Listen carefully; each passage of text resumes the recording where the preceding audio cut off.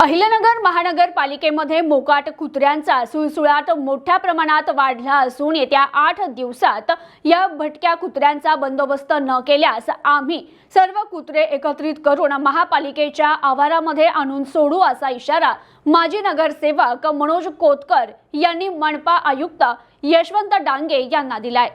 नगर शहर व उपनगरात मोकाट कुत्र्यांचा सुळसुळाट वाढलाय। गुलमोहर रोडवर कोहिनूर मंगल कार्यालयासमोर भटके कुत्रे गाडीला आडवे आल्यानं 2 युवती जखमी झाल्यात। याच परिसरात मोकाट कुत्र्यांनी 3 वर्षाच्या बालकावर हल्ला केलाय। नागरिकांच्या सतर्कतेनं सुदैवानं मोठी दुर्घटना टळली।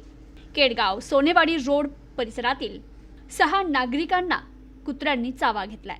रात्रीच्या वेळी तर शहर आणि उपनगरात कुत्र्यांच्या झुंडीमुळे नागरिकांना घराबाहेर पडतानाही 10 वेळा विचार करावा लागतोय।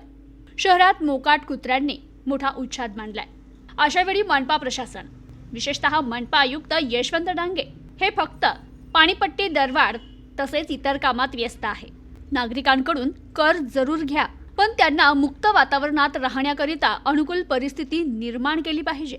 भटक्या कुत्र्यांना आवर घालण्यासाठी मनपा फक्त कागदावर घोडे नाचवत आहे। आयुक्त साहेबांनी सोशल मीडिया प्रसार माध्यमांवरील चमकोगिरी थांबवून प्रत्यक्ष फील्डवर काम करून दाखवलं पाहिजे, अन्यथा तुमच्या दालनासह मनपाच्या आवारात भटकी कुत्री सोडून आंदोलन केलं जाईल असा आक्रमक इशारा माजी स्थायी समिती सभापती मनोज कोतकर यांनी दिलाय। लोकनियुक्त नगरसेवक नसल्यानं अहिल्यानगर महानगरपालिकेत सध्या प्रशासक राज आहे। आयुक्त तथा प्रशासक यशवंत डांगे यांच्याकडे सर्व अधिकार आहे। कडक शिस्तीचे अधिकारी म्हणून त्यांनी ओळख निर्माण केली आहे, परंतु त्यांची कडक शिस्त मोकाट कुत्र्यांचा बंदोबस्त करताना दिसून येत नाही। मोकाट कुत्र्यांमुळे शहर आणि उपनगरातील नागरिक भयभीत झालेत।